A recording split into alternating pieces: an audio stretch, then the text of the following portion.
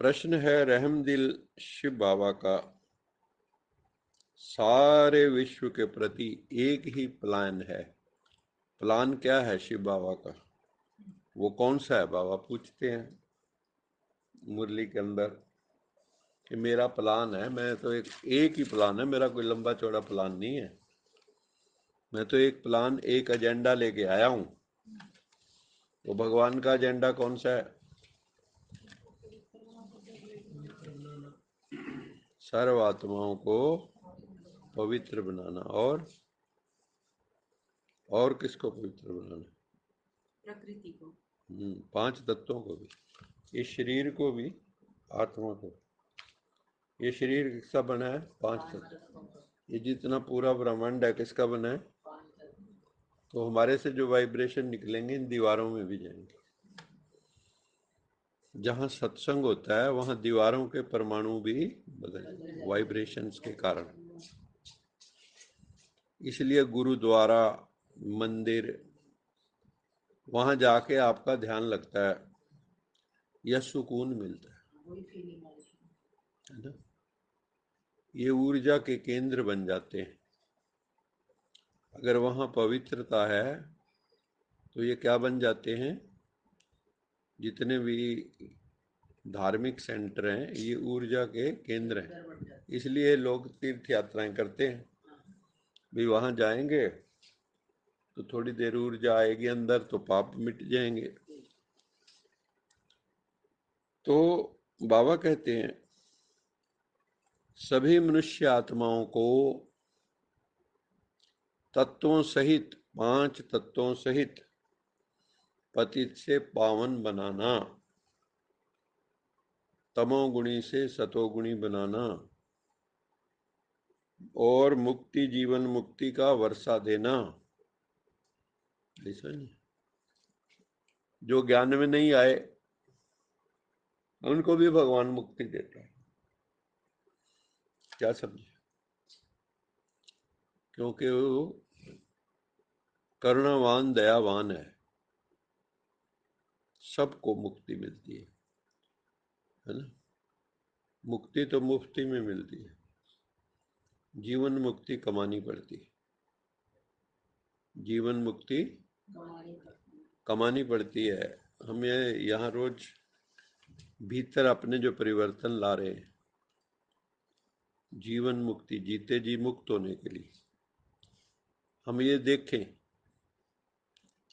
कि जैसे पहिए के केंद्र में एक्सल होता है ना, उसके इर्द गिर्द सारा पहिया घूमता है। ऐसे ही हम एक्सल की जगह हैं, केंद्र में हैं। और केंद्र स्थिर होता है। क्या समझे? केंद्र क्या होता है?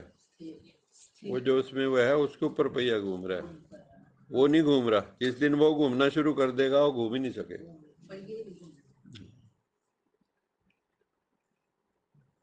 कहाँ पे खड़े हैं हम? केंद्र में खड़े हैं। और जितने भी परिवर्तन हो रहे हैं वो परिधि पे हो रहे हैं। हलचल सारी कहाँ हो रही है? परिधि पे।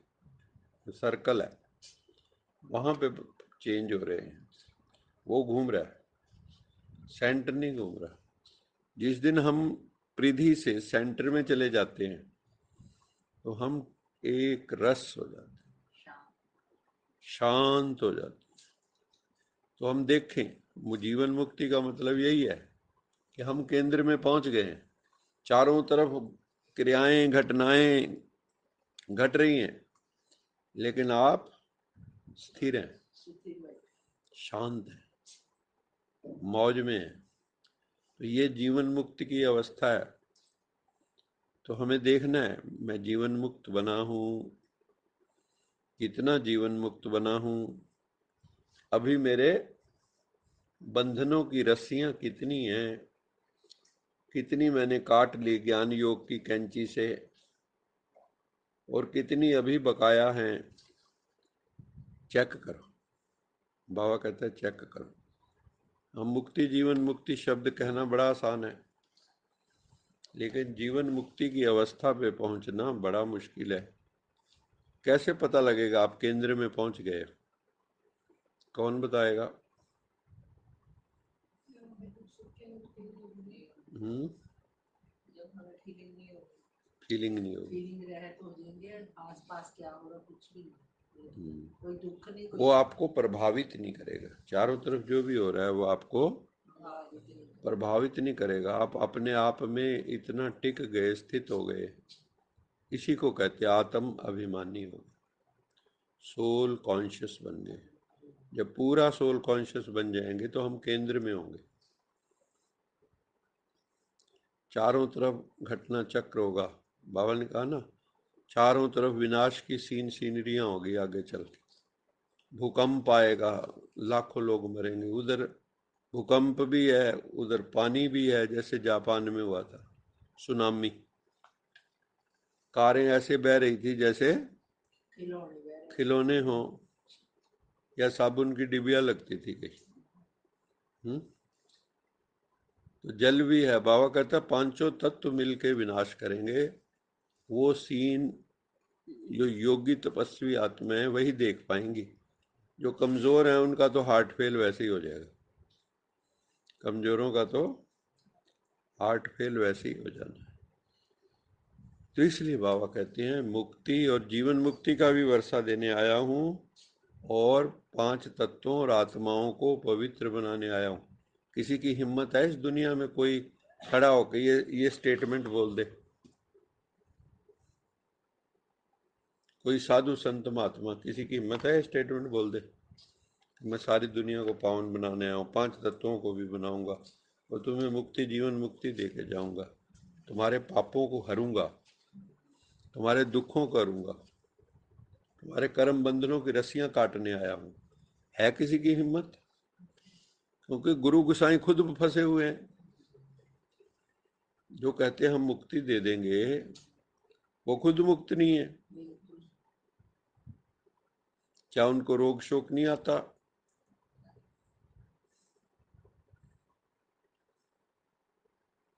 सबको कुछ ना कुछ ही है। साधना की बात है, बहुत अधिक साधना में, भक्ति मार्ग में भी पहुंच जाएंगे तो वो भी काफी दुखों से, परेशानियों से ऊपर उठ जाते हैं। ऐसे ही एक साइंटिस्ट भी है। जैसे वो ऋषि हैं, ऐसे रिसर्चर, साइंटिस्ट। अब वो अपनी लैब में खड़ा है दिन रात, नई खोज सोच रहा है। अरे कैंसर की दवाई मिल जाए। विश्व के अंदर कितनी लेबोरेटरी हैं जहां कैंसर पे रिसर्च चल रही, और जिसको भी मिल गया वो पेटेंट करा लेगा और वो उसमें अरबों कमाएगा फिर। हम्म? जैसे वो एक कौन सी दवाई थी कोरोना काल में, बाद में पता लगा इसका कोई रोल नहीं था, और एक एक जो 3,000 वाली 80,000 में बिकी। उन्होंने सो ये लाइफ सेविंग है, बस प्रचार कर दिया, झूठा प्रचार, और कई जो उसी में करोड़पति खरबपति बन गए। और फिर कुछ उसमें हेरा फेरियां भी चली होंगी, झूठे बेचे होंगे। तो मुक्ति और जीवन मुक्ति का वर्षा देना। मुक्ति तो सबको मिल जाती है, जीवन मुक्ति कमानी पड़ती है। मुक्ति सबको कैसे मिल जाती है? जो भी आत्मा जिसने जो भी पाप कर्म किए, अगर वो किसी, मान लो किसी भी धर्म का है, तो कुछ ना कुछ साधना अपने धर्म की होगी। चाहे गुरु को याद किया होगा, चाहे धर्म पिता को याद किया होगा, या परम पिता को याद किया अपने ढंग से। लेकिन फिर जो पाप बच जाते हैं वो धर्मराजपुरी में कट के ऊपर चले जाते हैं सहस्र से।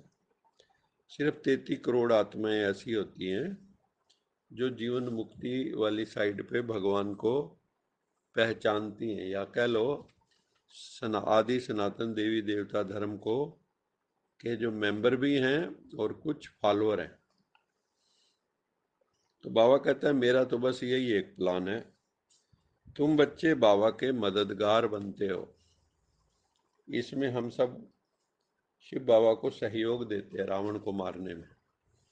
जैसे बंदर भालुओं ने पुल बनाते समय राम जी को सहयोग दिया ना, ऐसे कथानक है। तो तुम बच्चे भी बाबा के मददगार बनते हो। तुम्हें पहले अपने पर रहम करना है। सबसे बड़ा रहम होता है अपने पे अपना, अपने पे रहम करना, खुद पे खुद का रहम। इससे बड़ा कोई रहम नहीं। और भगवान कहता है अगर तुमने ये नहीं किया ना, अपने पे रहम नहीं किया, तो मैं भी रहम नहीं करता उस पे। God helps those who help themselves. भगवान का भी नियम है, अभी तू 2 कदम चलेगा तभी मैं चलूंगा। अगर तू सोचे मैं सोया हुआ हूं, मैं आके कर दूंगा, ऐसे नहीं है भाई। तू हिम्मत का 1 कदम बढ़ा, प्रभु मंजिल तक पहुंचा देंगे। तो पहला कदम तो आपको उठाना पड़ेगा। अच्छा मीठे मीठे सिखलद बच्चों प्रति माता पिता बाप दादा का याद। गुड मॉर्निंग रूहानी बाप की रूहानी बच्चों को नमस्ते। हम रूहानी बच्चों की रूहानी माता पिता बाप दादा याद प्यार गुड मॉर्निंग गुड नाइट और नमस्ते।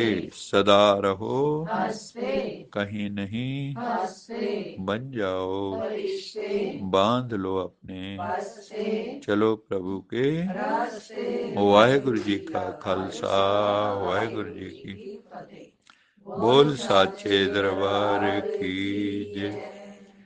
लोका समस्ता सुखिनो भवन्तु, लोका समस्ता सुखिनो भवन्तु, लोका समस्ता सुखिनो भवन्तु। ओम